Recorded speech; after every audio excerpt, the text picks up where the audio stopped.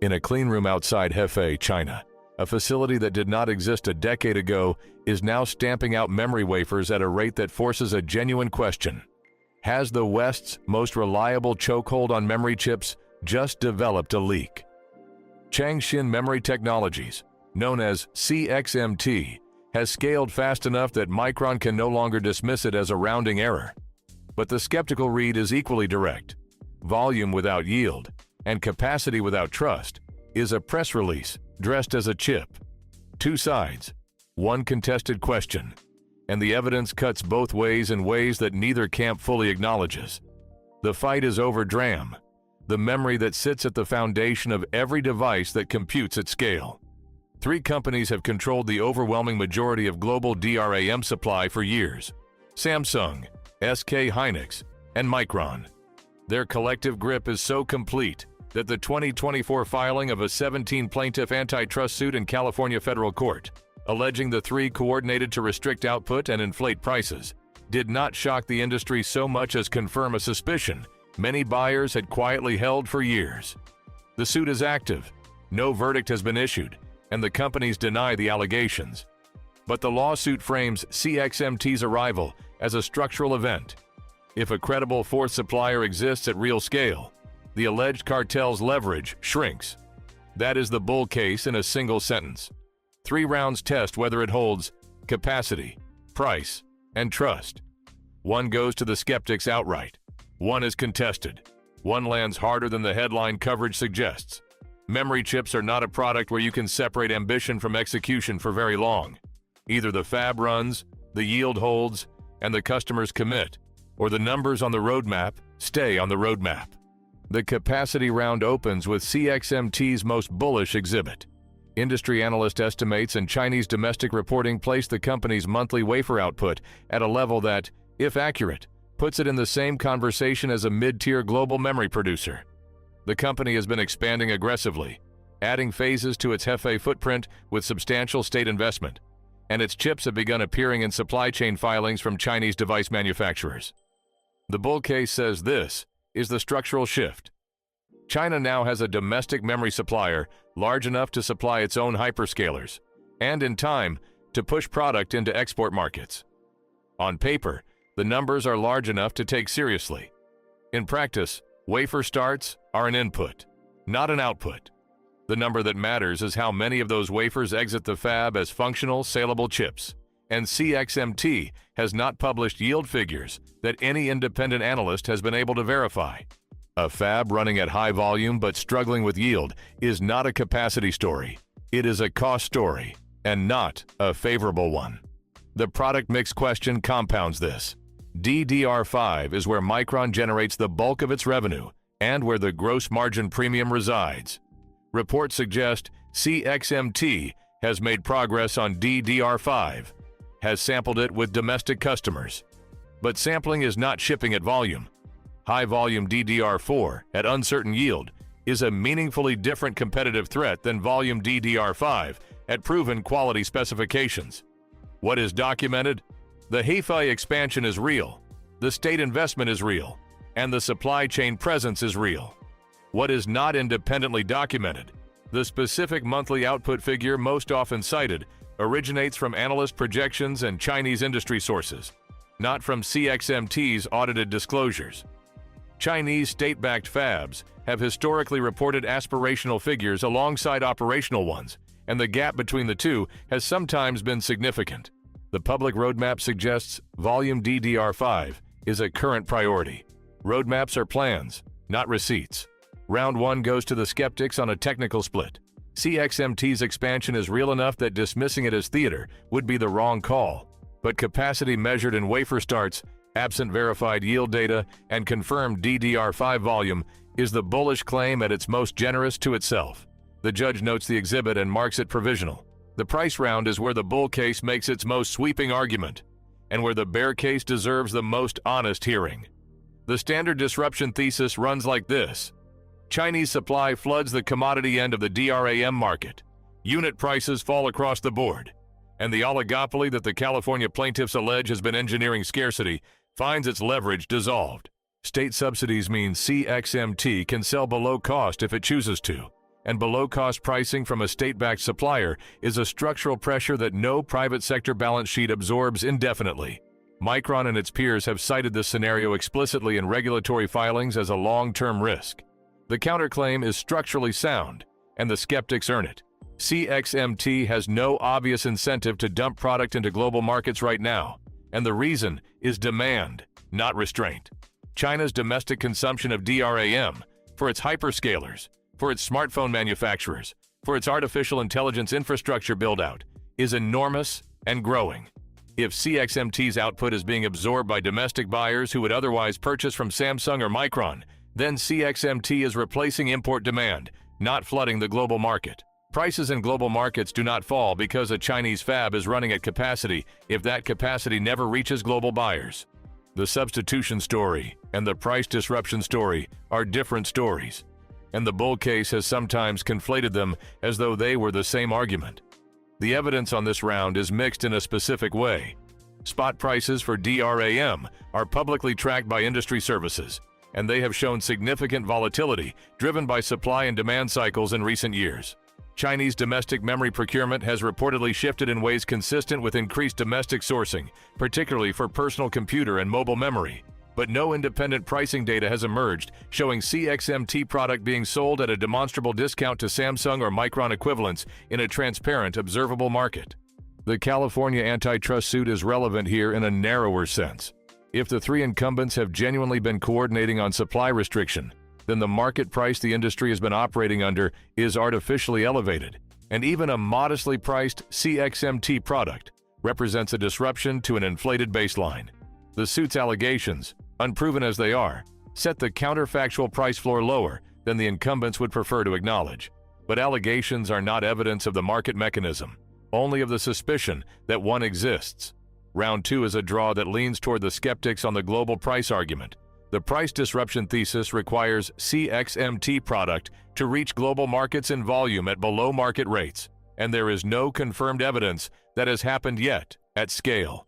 The domestic substitution effect is real and is quietly achieving a structural result. Chinese buyers are sourcing less from Micron.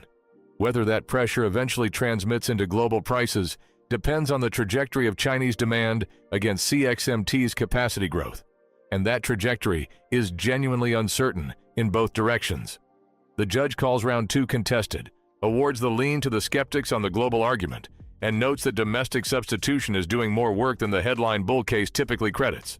The trust round is where the debate becomes most revealing because the counterclaim cuts against the hype, regardless of how the capacity and price arguments resolve. The bullish claim is straightforward. CXMT is the national memory champion of the world's largest electronics manufacturing ecosystem. Chinese device makers, smartphone manufacturers, server builders, personal computer assemblers have both the scale to qualify domestic memory and a geopolitical incentive to do so that only grows stronger as United States export controls tighten. State pressure accelerates this further. Chinese policy has consistently pushed domestic supply chain integration, and memory is an explicitly named priority. On this framing, CXMT's customer base is politically secured in a way that no Western marketing effort can reach. The counterclaim is the most damaging single data point in the entire debate. Reports from Chinese industry observers and procurement analysts indicate that Chinese buyers, the very customers CXMT is positioned to serve first, have been hesitant to commit to CXMT at the volumes its capacity would justify. The reason cited is reliability and consistency. Memory is not a component where a buyer tolerates unpredictability. A single bad batch in a server deployment costs more in downtime and requalification than the per-unit savings from a cheaper chip.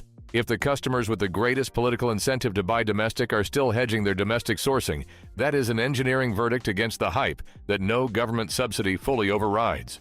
The engineering basis of this hesitation matters more than the politics. Memory qualification is not casual.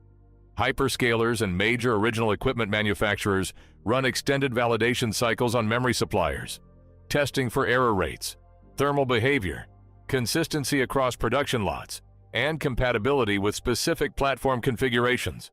A new entrant, regardless of its political backing, must pass these tests at the engineering level before a procurement manager can defend the decision.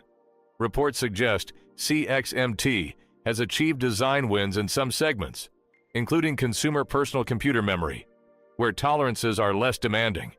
But qualification in consumer memory is a different credential than qualification in high-density server DRAM, which is where the margin and the strategic importance both concentrate. The trust deficit is real.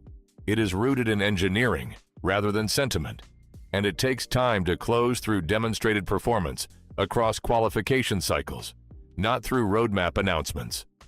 Round 3 goes to the skeptics, and it lands heaviest. Capacity can be built. Prices can be adjusted. Trust in memory reliability is earned through consistent performance, and reports of hesitation among domestic Chinese buyers, the buyers with every incentive to commit, indicate that CXMT has not yet fully crossed that threshold. This is a current condition, not a permanent verdict. But current conditions are what set today's market share. The round that settles the contest is not about wafer counts or spot prices. It is about where in the technology stack the real distance between CXMT and Micron currently sits. And that distance is measurable in a specific way. Micron is shipping high-bandwidth memory and leading-edge process nodes that serve the artificial intelligence infrastructure market, where demand is growing faster than any other segment and where the price premium over commodity DRAM is substantial. CXMT's public roadmap and reported product portfolio, as of the available evidence, is concentrated in segments below that frontier. The node gap between leading-edge producers and CXMT is not simply a matter of catching up on a linear scale. Advanced DRAM nodes require process steps, materials precision, and lithography capability that cannot be iterated through quickly, even with substantial capital. United States export controls on semiconductor equipment have specifically targeted the tooling that would accelerate this convergence. The restriction did not stop CXMT from building. It set the ceiling CXMT is building toward, and that ceiling is currently below where the most valuable demand in the market sits. 3 specific challenges threaten to make this verdict the wrong one over time, and they deserve weight before the gavel falls. The first is that the node gap is narrowing, not fixed. CXMT has been investing in process development, and the history of Chinese technology advancement in solar manufacturing, display panels, and electric vehicles shows that gaps analysts declare durable prove to be time-limited. If CXMT closes the node gap within a 5-year horizon, the current verdict reverses. The missing evidence is a credible independent assessment of precisely how far CXMT's current leading process node sits from Micron's, a figure that has not been publicly confirmed with the precision the bull case requires to be decisive. The second is that the substitution effect compounds in ways the current snapshot does not capture. Every quarter of domestic substitution in China is a quarter in which Micron loses addressable market it does not recover when CXMT's quality later improves. The cumulative volume loss, even from commodity DRAM displacement, funds CXMT's next development cycle. The long-run competitive dynamic may be more adverse for Micron than the present moment suggests, even if CXMT's current node capabilities justify skepticism today. The third is that the California antitrust suit changes the political calculus independent of CXMT's engineering. If the suit produces discovery, findings, or a settlement that confirms coordinated pricing behavior among Samsung, SK Hynix, and Micron, the regulatory environment for the incumbents deteriorates in the United States and potentially elsewhere. A weakened incumbent is a relatively stronger CXMT, regardless of whether CXMT's own capabilities have improved. External pressure on the top of the market is a tailwind for the challenger at the bottom that has nothing to do with what happens inside CXMT's fabs. Each of these 3 points describes a mechanism by which the current verdict becomes the wrong one over time, and none of them requires CXMT to do anything technically extraordinary. They require time, compounding effects, and political circumstance. The synthesis: the verdict holds for the present window, but the instability of that verdict is structural, not speculative. CXMT is not a bluff, and it is not a breakthrough. It is something harder to price. A credible structural entrant that has achieved enough scale to matter on volume has not yet achieved the reliability record to command trust in high-margin segments, and sits below the node threshold where the most valuable demand in the current market concentrates. Micron does not face an existential threat from CXMT in the near term.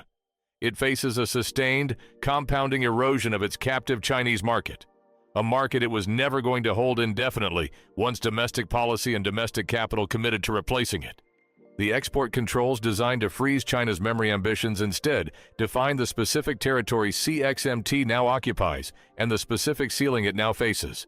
The restriction did not end the contest. It drew the boundary lines, and CXMT operating inside those lines is larger and more consequential than the skeptics initially projected, while remaining less powerful than the bullish case requires to be fully vindicated. CXMT's Hefei fabs are running. The chips are real. The customers are hedging. The node gap is measurable. That combination, real volume, real hesitation, real ceiling, is where the judge leaves the score. The cartel the California plaintiffs describe was built on the assumption that no fourth competitor could arrive at meaningful scale. Whether CXMT is that competitor depends on which round you weight most, and the round you pick says something about your timeline. Which round did this analysis score wrong? If you think round 2 should have gone to the bulls, that domestic substitution is already transmitting into global price pressure. Make the case in the comments with specific evidence. A name procurement shift, a documented price move, a supply chain disclosure changes the ruling. Subscribe and turn on notifications for the next update. The score changes when the node gap closes, or when it becomes clear that it will not.